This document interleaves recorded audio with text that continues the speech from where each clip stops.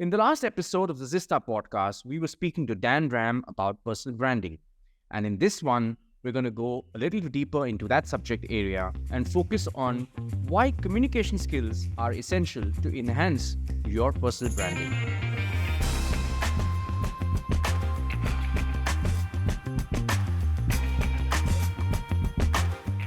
Welcome to the Zista Podcast, where we invite industry speakers and academicians to answer questions that students have within a specific area. In today's episode, we're going further and deeper into personal branding to understand why communication skills are important and how you can use communication skills to enhance your personal branding. Joining us today is Dan Ram. He's a TEDx speaker, an entrepreneur, a startup coach, and I would say that he's really passionate about what he does. He's exceptionally good at what he does as an MC, an event host. He's lived in multiple countries, studied in universities like Yale and Trinity. And Dan is really a subject matter expert in this area. We're delighted to welcome him back. Thanks for joining us once again, Dan. I'm happy to continue the conversation with you on personal branding. Absolutely. Thank you for having me back again. Amidst, hope you're well and healthy. Awesome. So today we're going to be focusing on communication skills and how you can use communication skills to enhance your personal branding. So let's go straight to what we have in mind. How do you define communication skills and what are they essential in building your personal brand? The last question is the easiest. Is it essential? Yes. Necessary? No. Okay.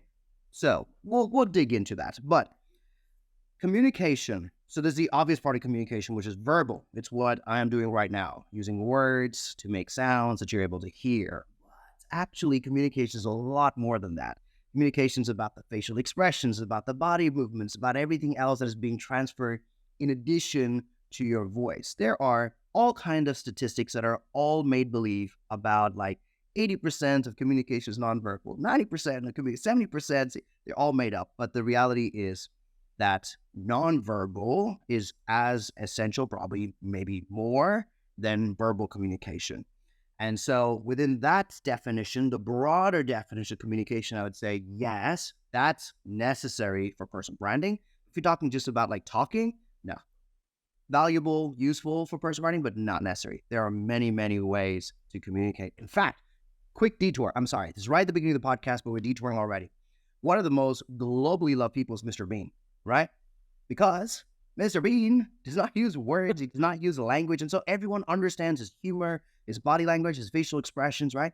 This is a great example of communication that is nonverbal, that is sending messages, making humor, connecting people, all of that stuff was actually not verbal. So in case you listen to podcasts and think all this is about talking better, certainly for me, that's not the focus. It's not about talking. It's about the overall, how does one communicate? Awesome. And, from the black and white era, I would also remember Charlie Chaplin as someone. Yes. It created some fantastic content, made a huge impact without really speaking a word. So it's really important to focus on the overall package, as you said. Mm-hmm. The next one's a little bit more difficult, Dan. How can one identify and articulate their target audience, That is difficult. It's actually, to be honest, one that I've struggled with. Because there's the audience that is attracted to me. There's the audience that I can sell to. There's the audience that I want to reach. There are three different audiences. So which one is the target audience out of those, right? So, for example, there's a lot of guys between the age of 12 and 20, actually 35, that are watching my content because I talk about how to build businesses, how to travel the world, finances, communication, all these topics, which are a lot of guys want to learn. And so that's the audience that's attracted to me, but I actually never sell to them. I have never made them buy a course or a workshop or mentoring. No, they're the ones that enjoy the free content. I'm so happy to give them free content. But I'm not selling to them. On the other hand, corporates that host tech conferences are the people that I sell to. And there I'm talking about my ability to communicate ideas and stories and be the glue and bring energy on stage and all of that. And that's a target audience financially.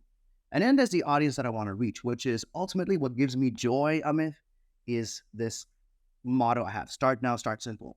I want to reach future entrepreneurs and release them to build. I want to reach future innovators and release them to find solutions to problems in the world. I want to find future leaders and empower them to lead organizations. Like, that's who I'm most excited about. Is I want to find that 1% that is going to make a difference in the world, and I want to be their number two. I want to be the one that resources them, mentors them, guides them, funds them, and empowers them to create this better world. So I've got 3 audiences, and messaging and communicating to all of them is slightly different. So it's one that I struggle with. I would say what is true for me and for anyone listening is you got to pick one. So part of my struggle on social media is I don't pick one. I'm trying to make all of them happy at the same time.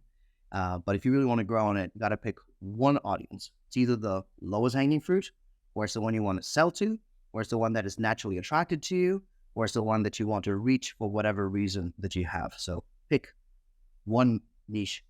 It's not advice I'm following, but it's advice I'm giving. Is pick one and go for that.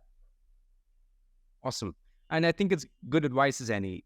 In our last session, we also talked about having fun, being authentic. And when you're having fun, being authentic, creating content that you really identify with, it's but natural that there's a certain group of people that might be attracted to consume that content.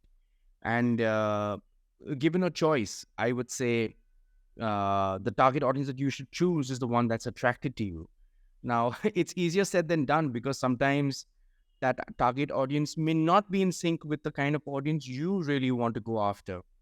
But I guess it's a matter of trade-offs at the end of the day. So it's not an easy one to answer, I would say. Yeah, it isn't. Yeah. I want to ask you one more question, and this one's about building trust and credibility, So is there a process or some steps that people can take to build that trust and credibility with their audience? Ooh, I like that question a lot. So I think there's something very powerful about eye contact. I think eyes, are a gateway, a door into the soul. And I think one of the reasons that social media works so well is it seems to bring us more intimate and close together and help us see face to face.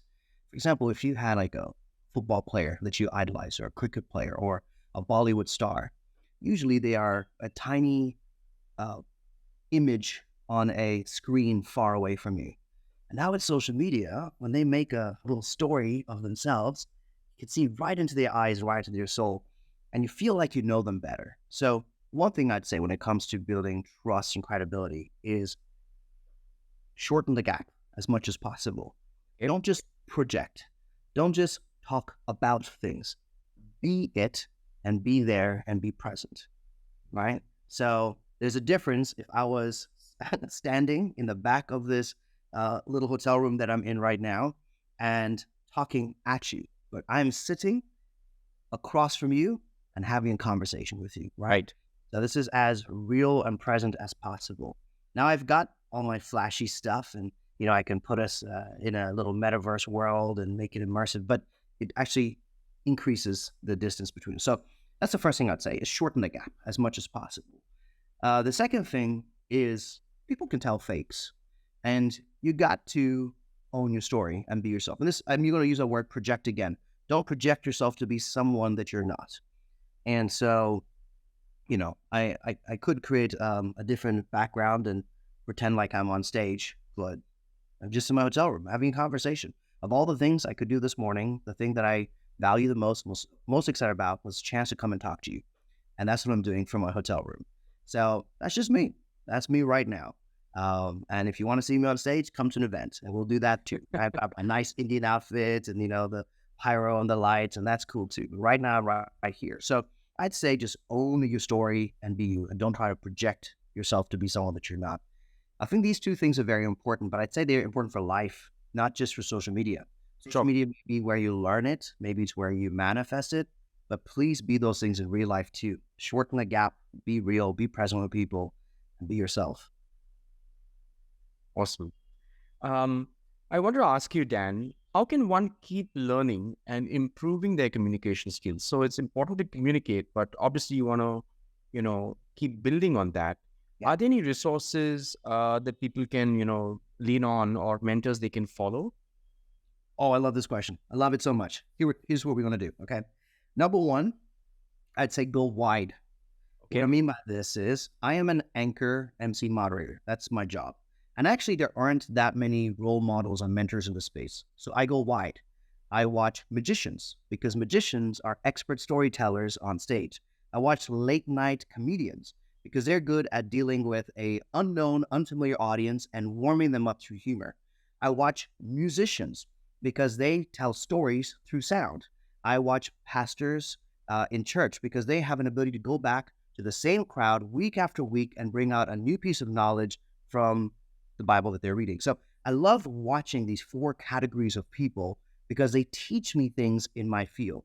So one thing I'd say is go wide when it comes to inspiration, when it comes to who you're learning from. So say you want to be a politician.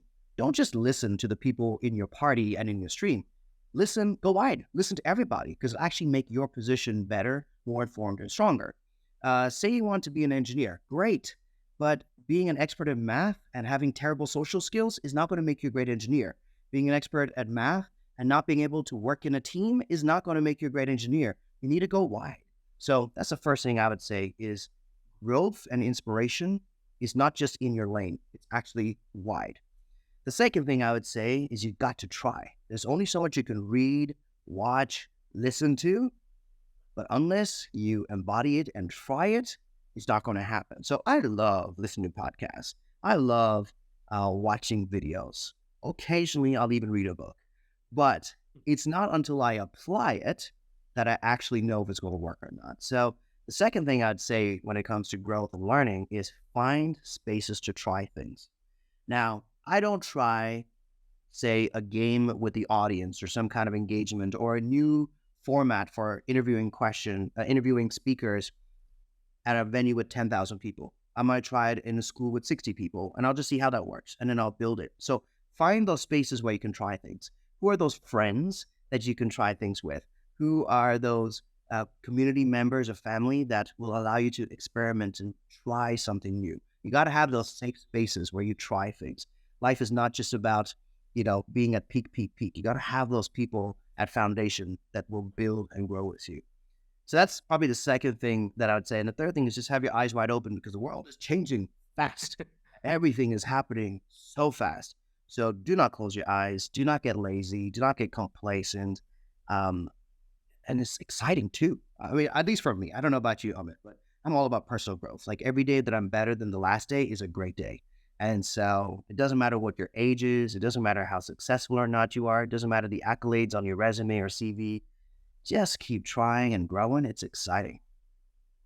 You know, I like what you're saying because we live in a multidisciplinary world, and I've also interacted with some engineers and they also said something, the same ditto thing that you said, that it's not just enough to be passionate and know your subject area well. If you can't communicate well, if you can't work in a team, how are you going to function, right? So, that's a skill that's required across disciplines and across businesses.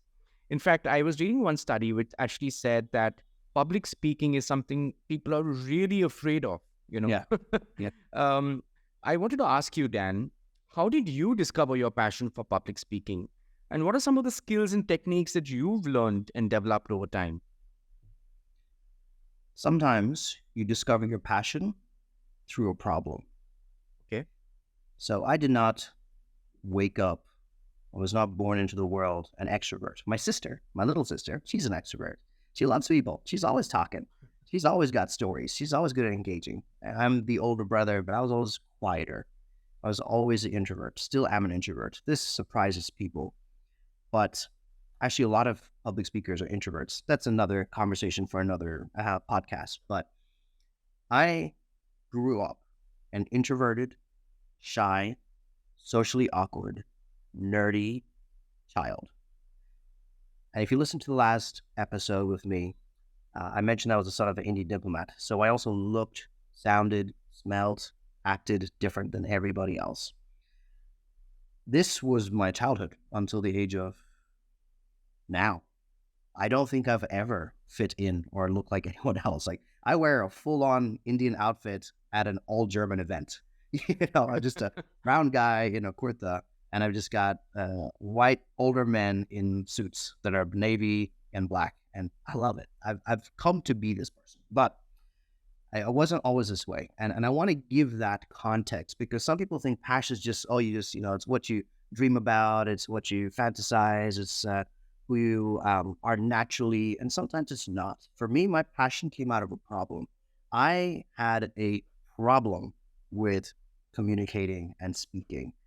I knew the answers in class, but I was too afraid to raise my hand because I had stage fright and anxiety and fear and, what will they say and how will they judge me and what if they laugh at me? And I had enough moments that had happened that it wasn't just a fear mentally, it was a real fear too. Sure. I want you to know that because I also think sometimes when you see the end product, you think that there wasn't an origin story. My origin story is not who I am today. There was a process. So when I say that you can learn this, I fully believe that because I have gone through that process of learning.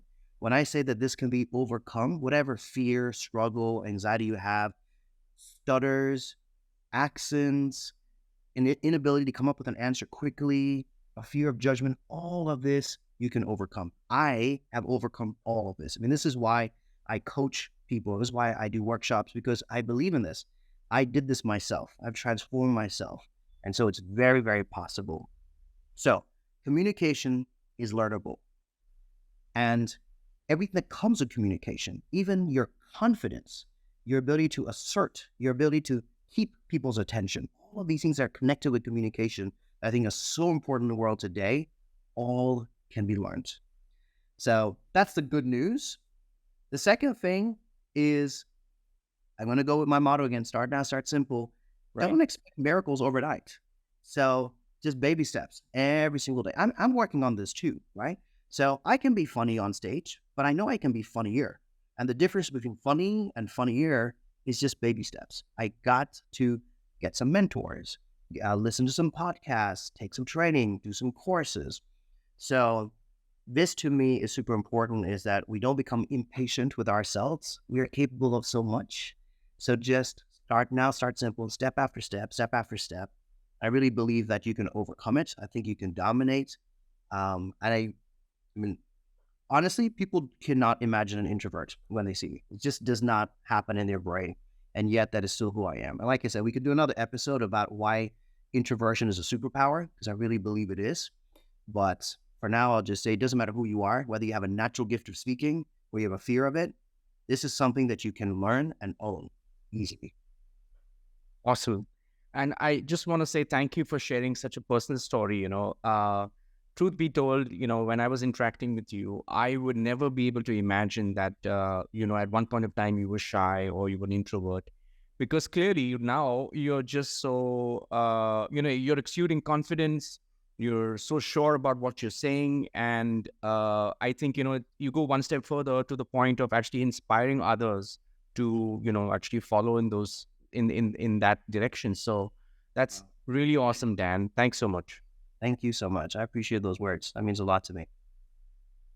Thanks once again for making time to come on our podcast, Dan. It was a pleasure interacting with you. And, thanks for all the really good advice that you've shared with students and also the other viewers that are tuning into our podcast. If I may add, reach out to me if I can help you, because I respond to every single message or DM personally. No bots, no teams. It's me. The reason I do these podcasts and anything on social media is to help people. So do not be afraid to reach out.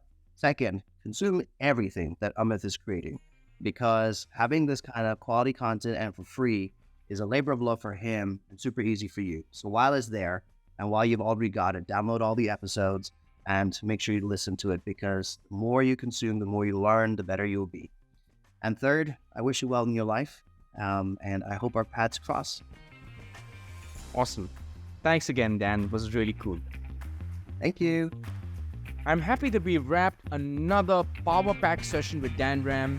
The advice that he gave is practical, on point, and something that all of us can reflect on, all of us can act upon. If you like the work that we're doing, Subscribe to our channel on YouTube.